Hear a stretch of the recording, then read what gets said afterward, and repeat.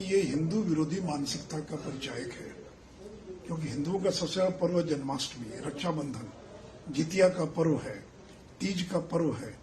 इन सारी छुट्टियों को रद्द कर दिया गया। कार्तिक पूर्णिमा, गुरु नानक देव की जयंती, श्री बाबू की जयंती, ये जो महत्वपूर्ण दिवस हैं और हिंदुओं के जो महत्वपूर्ण त्योहार हैं, उनकी छुट्टियों को आपने रद्द कर दिया।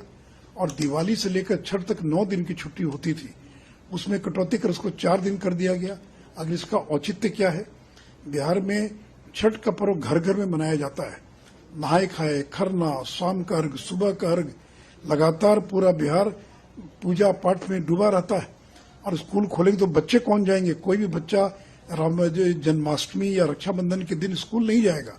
और तर्क क्या दिया जा रहा है? तर्क ये दिया जा रहा है कि राइट टू एजुकेशन के तहत 220 दिन प्राथमिक और मध्य विद्यालयों को चलाया जाना आवश्यक है। लेकिन नीतीश जी, शिक्षा के अधिकार के तहत ये भी तो प्रावधान है कि शिक्षकों को गैर शैक्षणिक कार्यों में नहीं लगाया जाएगा।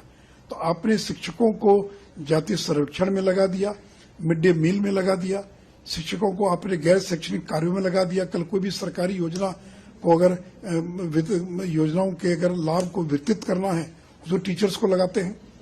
तो आप अगर गैर शैक्षणिक कार्यों से टीचर्स को निकाल देते तो इस कटौती की जरूरत नहीं पड़ती। फिर मोहम्मद साहब का जन्मदिन हो, चेलूम हो, उसकी छुट्टी बरकरार है, वो रहनी चाहिए। हम उसके पक्ष में, हम कोई मोहम्मद साहब और चेलूम की छुट्टियों को रद्द करने के पक्ष में नहीं है। लेकिन भगवान कृष्ण का जन्मदिवस है, जन्माष्टमी के दिन, उस छुट्टी को आपने क्यों रद्द कर दिया? इसलिए जो जितिया, तीज, जन्माष्टमी, रक्षाबंधन की छुट्टियों को जो रद्द किया गया है और जो छठ, दिवाली की छुट्टी में कटौती की गई है, तो सरकार को अविलंब इस आदेश को वापस लेना चाहिए। ये हिंदू विरोधी मानसिकता का परिचायक है, क्योंकि हिंदुओं का सबसे बड़ा पर्व जन्माष्टमी, रक्षाबंधन, जितिया का पर्व है, तीज का पर्व है। इन सारी छुट्टियों को रद्द कर दिया गया। कार्तिक पूर्णिमा, गुरु नानक देव की जयंती, श्री बाबू की जयंती, ये जो महत्वपूर्ण दिवस हैं और हिंदुओं के जो महत्वपूर्ण त्योहार हैं, उनकी छुट्टियों को आपने रद्द कर दिया।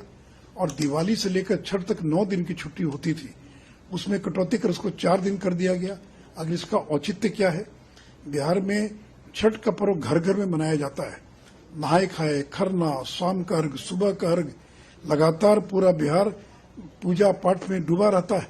और स्कूल खोलेंगे तो बच्चे कौन जाएंगे? कोई भी बच्चा जन्माष्टमी या रक्षाबंधन के दिन स्कूल नहीं जाएगा।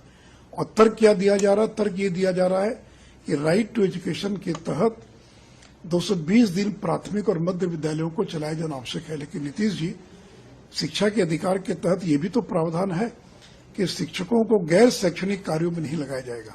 तो आपने शिक्षकों को जाति सर्वेक्षण में लगा दिया, मिड डे मील में लगा दिया, शिक्षकों को आपने गैर शैक्षणिक कार्यों में लगा दिया। कल कोई भी सरकारी योजना को अगर योजनाओं के अगर लाभ को वितरित करना है तो टीचर्स को लगाते हैं। तो आप अगर गैर शैक्षणिक कार्यों से टीचर्स को निकाल देते तो इस कटौती की जरूरत नहीं पड़ती। फिर मोहम्मद साहब का जन्मदिन हो, चेलूम हो, उसकी छुट्टी बरकरार है, वो रहनी चाहिए। हम उसके पक्ष में, हम कोई मोहम्मद साहब और चेलूम की छुट्टियों को रद्द करने के पक्ष में नहीं है। लेकिन भगवान कृष्ण का जन्मदिवस है, जन्माष्टमी के दिन, उस छुट्टी को आपने क्यों रद्द कर दिया? इसलिए जो जितिया, तीज, जन्माष्टमी, रक्षाबंधन की छुट्टियों को जो रद्द किया गया है और जो छठ, दिवाली की छुट्टी में कटौती की गई है, तो सरकार को अविलंब इस